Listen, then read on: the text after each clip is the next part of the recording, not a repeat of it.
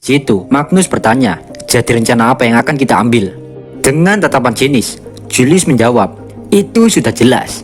Kita akan menuju tepi pulau untuk mencari sinyal dan meminta bantuan. Meskipun nanti kita tidak bisa meminta bantuan, tapi pastinya kita dapat mengumpulkan poin juga kan? Alasan Julius melakukan hal ini karena ada beberapa siswa yang dapat menggunakan penyimpanan ruangnya sehingga mereka dapat mendirikan pangkalan. Selain itu juga, siswa yang basicnya agak bertempur bisa bertugas mengumpulkan makanan sebanyak yang mereka bisa. Sekaligus mereka bisa mencoba mencari cara untuk mendapatkan poin selain bertarung dengan monster. Di situ kesatria pendamping Julius bernama Slade akan memimpin para siswa. Sejenak Slade memandang para siswa dan mulai memilih orang-orang yang tampaknya bisa diandalkan dalam pertempuran.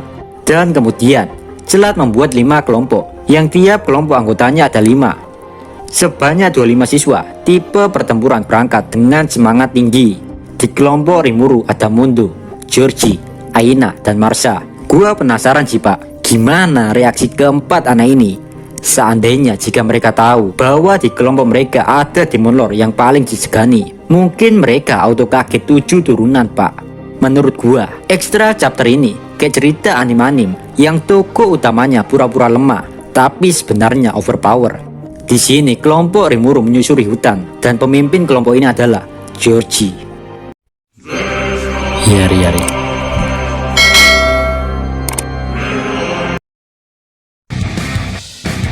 Di situ, Aina dan Marsha memiliki usulan untuk mencari tempat di mana air berada. Lalu mereka pun berjalan menuju sungai. Saat melihat sungai yang indah itu, seketika Rimuru sangat bahagia. Rimuru pun langsung membuat pancing dan memancing di sungai. Di satu sisi, rekan tim Rimuru, mereka menggunakan sihir untuk melihat apakah air itu dapat diminum atau enggak. Dan ternyata air itu sedikit beracun dan adanya serangga magis parasit. Di situ Marsha berhasil menggunakan Space Expansion atau bisa disebut versi LED dari ruang penyimpanan. Sementara itu, Mundo dan Georgie mulai mengambil air, sedangkan Aina yang memurnikan air dengan sihir. Lalu air itu dimasukkan ke dalam labu survival biar gampang dibawa gitu aja pak.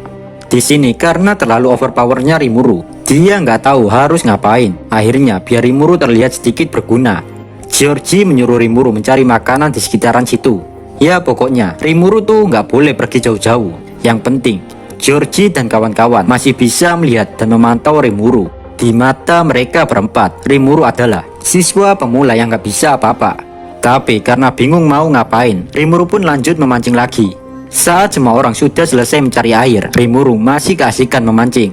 Tanpa disadari, Rimuru mendapatkan 30 ekor ikan. Saat melihat kehebatan Rimuru memancing, Marsha tertarik dan ingin mencobanya juga. Rimuru pun dengan senang hati mengajari dasar-dasar memancing. Dan setelah itu, Marsha mencoba melakukannya sendiri. Saat Marsha sibuk sendiri, Rimuru mulai membuat pancing kedua. Namun di saat Rimuru selesai membuat pancing kedua, Aina, Georgie, dan Mundo menghampiri. Mereka bertiga juga tertarik akan hal baru seperti itu. Rimuru pun akhirnya membuat 4 pancing untuk mereka. Setelah sesi mancing mania itu selesai, mereka berlima mendapatkan total 104 ikan. Dan dengan demikian, hari pertama panen di hutan telah berakhir. Saat dalam perjalanan kembali, tiba-tiba Marsha berteriak. Marsha berkata jika dia kaget karena saat dia memeriksa gelangnya, skornya sudah tinggi hanya karena melakukan hal-hal receh seperti itu. Saat mengetahui hal tersebut, Georgie dan yang lain pun ikut-ikutan memeriksa gelang mereka.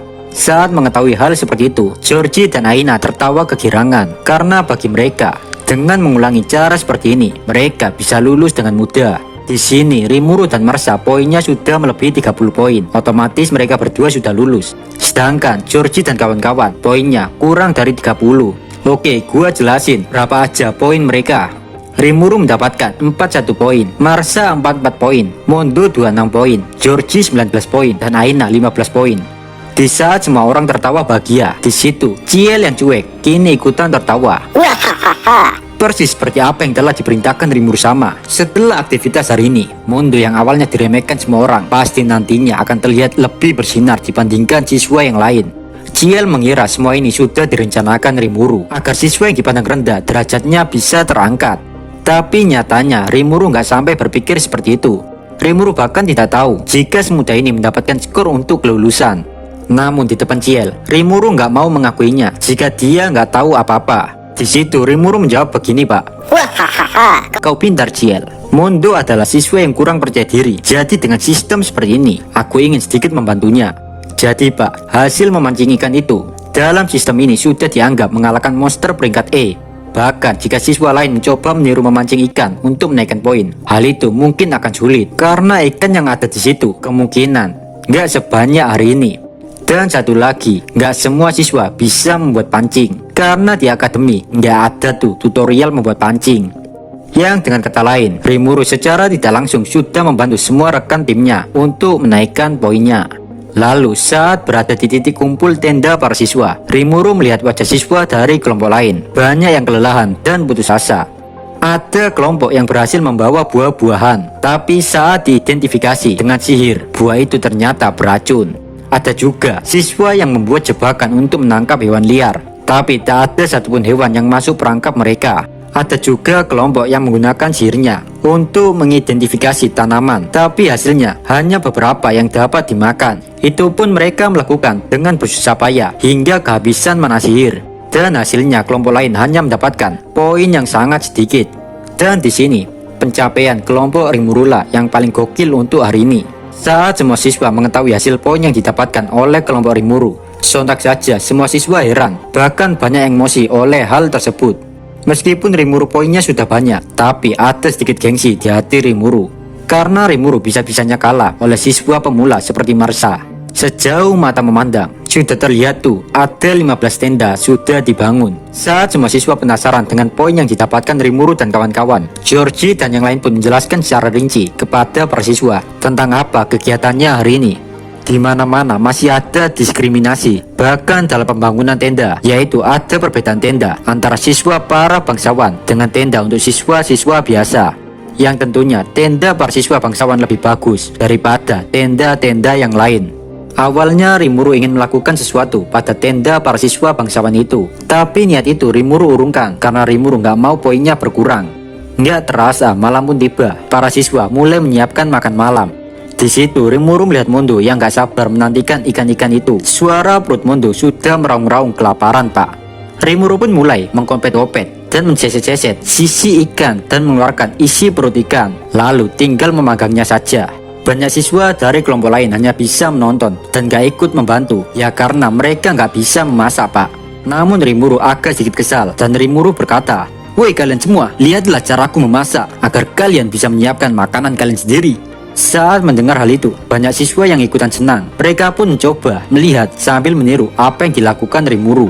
Nggak lama, datang seorang guru bernama Peter Sensei menghampiri Rimuru. Peter Sensei itu salah satu korban kebrutalan Lapes, Pak. Dengan nada sedih, Peter Sensei mengatakan bahwa dirinya tidak memiliki bumbu untuk ikan-ikan segar ini. Sontak saja Rimuru emosi. Meskipun tanpa mengeluarkan haki Demon Lord-nya, Peter Sensei langsung ketakutan dengan Rimuru. Tapi untungnya, Peter Sensei masih memiliki sedikit garam dan beberapa buah jeruk, dan hal itu menyelamatkan dirinya dari emosi Rimuru. Rimuru pun mulai mengambil garam itu dan menaburkannya pada ikan-ikan itu. Siswa yang lain juga mengikuti apa yang dilakukan Rimuru. Bahkan siswa yang ada di samping Rimuru yang ikut memasak heran sekaligus takut dengan sosok Rimuru ini. Mereka sedikit merasakan kejanggalan hal tersebut. Ya gimana, Pak? Rimuru dalam mode penyamarannya yang bahkan kekuatan sihirnya nggak berasa. Bisa-bisanya seorang guru takut dengan Rimuru, kan aneh ya. Di tengah kesibukan Rimuru, datanglah seorang pengganggu mencari Rimuru. Siapa lagi kalau gak Magnus Kang Colai. Dengan so akrabnya, Magnus berkata, "Yo Satoru-chan, aku sangat bahagia kau memasak untuk kami." Rimuru pun menjawab, "Jangan besar kepala Magnus, ini bukan untukmu." Di situ Magnus makin menggoda Rimuru. "Arah, sepertinya kau seorang sundere Satoru-chan." Namun Rimuru tetap tidak peduli. Rimuru terus fokus untuk memanggang ikan itu. Saat makanan telah matang, Magnus memakan masakan Rimuru dengan sangat gembira. Oishi. "Masakan ini membuatku seolah-olah terbang ke surga," ucap Magnus. Saat mendengar hal itu, Rimuru menjawab, "Kau terlalu melebih-lebihkan, idiot." Dan gak lama suasana semakin ramai. Banyak siswa yang bahagia dengan masakan ini. Bahkan Mondo saat memakan masakan itu, air matanya keluar tiada henti. Di satu sisi, para siswa bangsawan kesal menatap siswa-siswa biasa makan dengan bahagia dan begitu lahapnya. Setelah selesai makan malam, Rimuru bertanya ke Magnus tentang My Trip My Adventure-nya bersama Julius.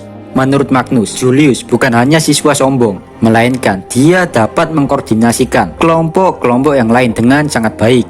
Rimuru pun memberikan saran kepada Magnus untuk tetap hati-hati, karena mungkin besok Magnus menemui monster yang lebih kuat daripada yang sekarang. Sontak saja Magnus merasa gembira dengan ucapan Rimuru. Magnus berkata, tidak perlu khawatir Satoru Juan, Magnus sama ini tidak mungkin kalah dengan monster rendahan seperti itu. Di samping Magnus, ada seorang cewek yang cemburu akan hal itu. Dia adalah Rosario. Sebelum hal yang tidak penting terjadi, dan Rimuru juga nggak mau terlibat hal yang konyol, Rimuru pun beranjak pergi ke tempat tidur. Awalnya Rimuru menuju tenda laki-laki, tapi serentak semua siswa laki-laki menolak kehadiran Rimuru dan menyuruh Rimuru untuk tidur di tenda para siswi perempuan saja. Awalnya Rimuru merasa kesal, tapi ya mau gimana lagi pak. Saat masuk ke tenda perempuan, Rimuru pun memilih langsung tidur pak. Perlahan Rimuru menutup matanya untuk pura-pura tidur, karena sebenarnya Rimuru nggak perlu tidur. Jadinya saat Rimuru pura-pura tidur, Rimuru mengaktifkan sihir tidur agar siswi perempuan yang ada di tendanya tertidur dengan lelapnya. Saat siswi di tenda Rimuru sudah tertidur, tiba-tiba dari depan tenda terdengar suara, Satoru Dono, apakah kau di sana? Saat mendengar suara bisik-bisik mesra itu, Rimuru pun keluar tenda. Dan di sana sudah ada seorang instruktur bernama William Ross. Dia berlutut di hadapan Rimuru, dan ternyata orang yang bernama William Ross ini adalah mata-mata Zoe, atau lebih tepatnya bawahannya Soka. Di situ Rimuru bertanya, apakah kau juga merasakan kejanggalan ini William? William pun menjawab, tentu saja Satoru Dono, namun Zoe sama menyuruhku untuk tetap merahasiakannya. Aku sempat ketakutan saat dihubungi langsung dengan Zoe sama, bahkan tubuhku sampai sekarang masih gemetaran. Ya aneh sih, ngomong sama Zoe gemetaran, ngomong sama Rimuru biasa aja, gak logis anjing. Pengen di smackdown Rimuru nih orang. Setelah itu Rimuru dituntut William menuju tenda khusus para instruktur. Saat Rimuru memasuki tenda itu, seketika para guru dan instruktur berlutut di hadapan Rimuru. Gokil abis ini. Bahkan gua juga ikutan merinding pak. Jika kalian suka video ini, jangan lupa subscribe biar channel ini makin berkembang. Saya Dio dari channel Isi Kindle. Amin. Bye bye.